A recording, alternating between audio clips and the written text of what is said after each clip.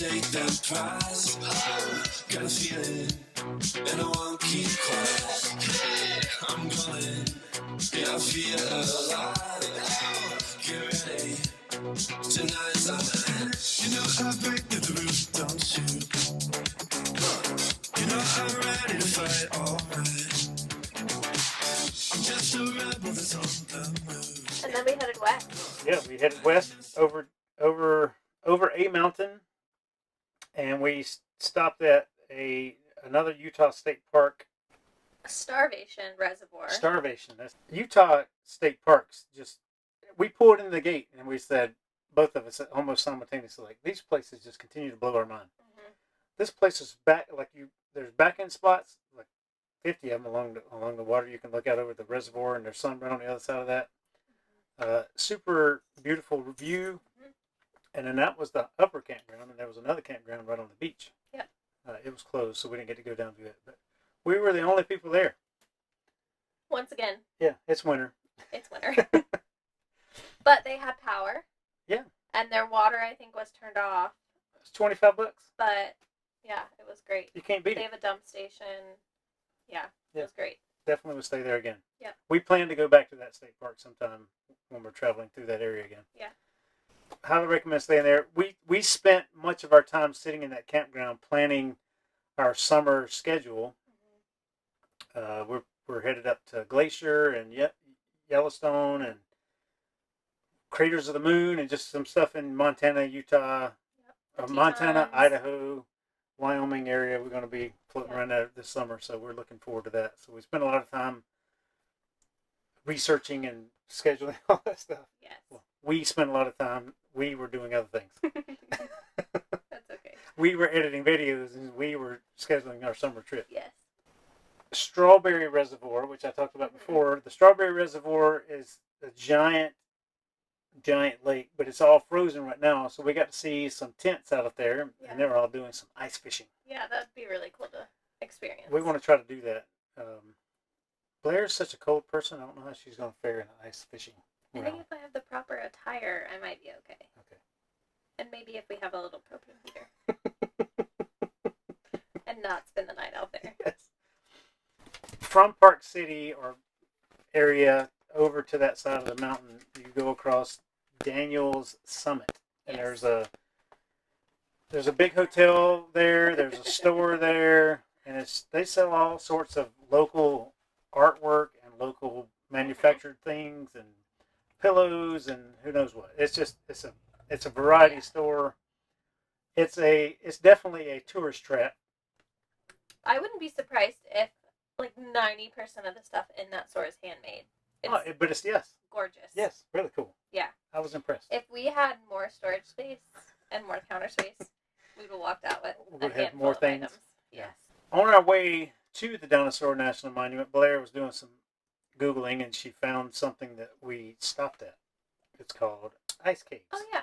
There's a number of ice caves all throughout the country, but in Midway, Utah, the Ice Castle, not cave, but Ice Castle, is built there. We went during the daytime. At nighttime, it's really lit up with all these different colors and lights. I think it's really neat. We would love to go back at nighttime, but again, our schedule did not facilitate that, so we went as early as we could, so it was there like 3 in the afternoon. And it was still pretty busy. Yeah, it was busy. And it was still really cool. Yeah. The way the sun reflects off the ice crystals is really just cool. The blue sky in the background with these white, like, what did it say, 10,000 icicles made a day and everything else is magic, or something like that. Yeah. We got to see, what's her name? Elsa. We got to see Elsa. Elsa the princess. It was there. a real lady dressed like Elsa taking photos. No, it was the real Elsa. Oh, come on. It was Elsa. Some kids thought it was the real Elsa. They did. Yeah. Which is good. Yeah. Yeah, it was a lot of fun. They have slides that you can go down. There's tons of tunnels. I'm a slide master. Blair's not so much. She's the slide master. She's not the slide exit master. I don't exit well. Tend to fall flat on my rear. There's like a nice throne that you can sit on. There's of course souvenirs. Yeah, it's a cool experience. Mm-hmm. Plenty of adults were there. Plenty of kids. Yeah, it's cool. Yes. There's apparently also some tubing as well. Oh yeah, we didn't Snow do that. tubing. I didn't realize that till we. We didn't know it till we'd already left. Yeah, that's okay though. Yep, it was good. It was a fun trip. And then we're headed west to the western part of Utah. Yeah, we're gonna go out and see the Bonneville Salt Flats. So the Bonneville Speedway / where they made land speed records in the big salt flats. We're gonna go hang out there. Hopefully get some good night sky photos and take some pictures. How's your beverage? My beverage is good. You may think it's something warm or coffee. But it's not. It's a mimosa. I'm having water still because I feel the need. Well, I think she would probably fall asleep if she could right there. Good job, Pike. Yeah, I'm unstoppable. Ain't nobody gonna break my stride. Yeah, I'm unstoppable. So I don't cry. You better watch out. I'm the roaring lion. I got a feeling that the time is mine. Yeah, I'm a champion. I'm at my prime. All the danger, I always win the fight. You know I'm big.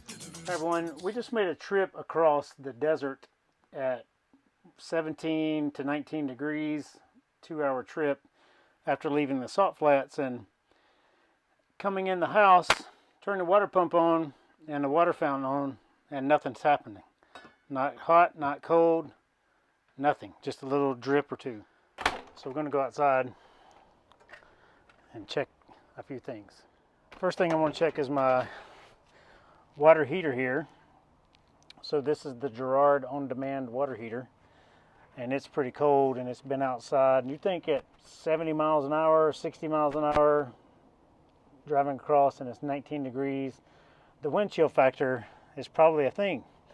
The battery's been turned off, gas has been turned off, so this had no chance to heat, and this is pretty close to the outside. So what I believe has happened is the water lines in here have frozen, or the water lines somewhere else have frozen.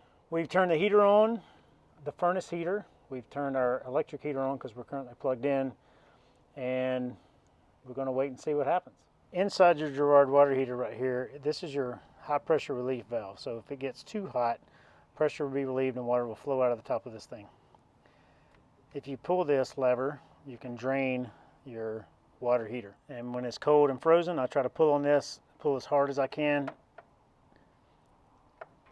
Nothing's happening. So I'm assuming the water is frozen right there, therefore blocking the water throughout the rest of the system. Back inside now, the furnace has been running for a little while, and when I turn the sink on cold water, water will flow out, but it still does not flow out on hot water. So that tells me water lines over here on this side where the water pump is was frozen, and the water lines in and around the Girard water heater are also frozen. So we're going to let this get warm a little bit more. The water heater's been turned on for a while, so it will eventually melt all that, and we'll see what's going on. So we've come back out to the water heater.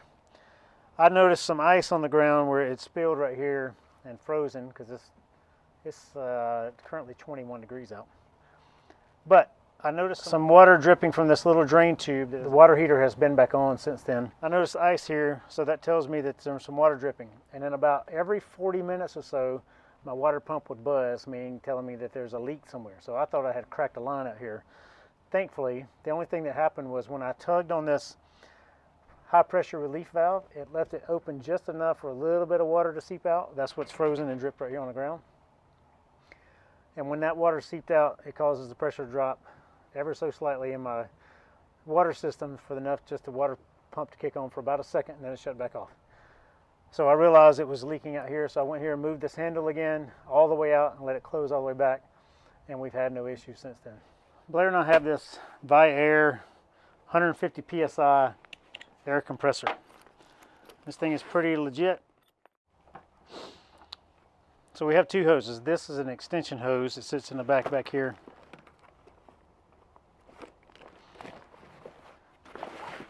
This is our primary hose. So this end goes on the machine, locks in, this device right here screws into your city water inlet, and then this plugs into that. You turn the machine on, crank it up to 50 psi, and it blows out water out of your lines. So a couple things you need to do before that.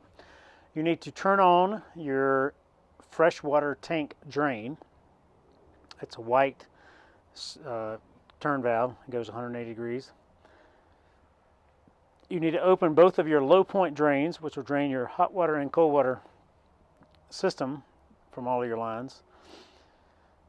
Once those things have drained, then you go inside, open up all of your spigots.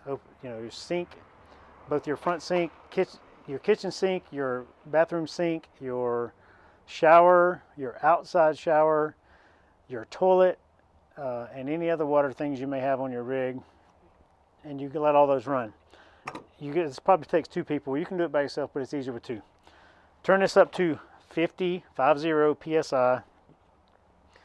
Have this plugged in the side of your rig, air compressor turned on, and then it's going to blow the water out of all the lines. The way I do it is I let the water flow out of everything. Once the water is flowing out of everything, and I have air coming out of every one of those 2 low point drains, my outside shower, my inside shower, my toilet, and you got to stand there with the foot pedal down, my bathroom sink and my kitchen sink. Once air is flowing out of all of those, I close them all and leave one open at a time until no more water comes out of it. Close it, go open the next one, close it, open the next one, close it, open the next one, all the way around until I have singularly opened every valve and there's no more water coming out of any of those. Once that's done, my freshwater tank is drained, completely drained, or as drained as I can get it.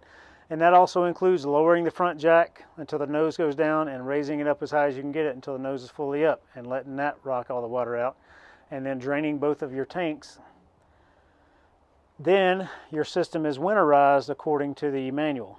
You can also use the antifreeze and pump it through your water pump into your whole system as well.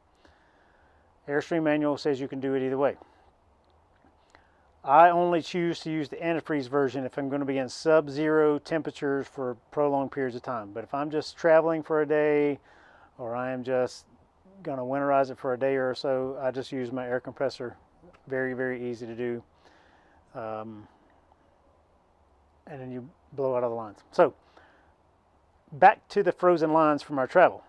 Not something I even consider, because most time we travel during the day when it's warm enough and I don't really think about it. But the manual, your manual, owner's manual for your rig, says that when traveling in sub-freezing temperatures, it's going to require certain precautions to protect your plumbing system and your personal belongings from being damaged by freezing.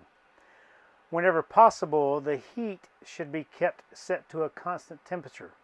And then it goes on to talk about it's easier to keep it at 50 degrees than let it drop down to way freezing and get it back up to 50 or more.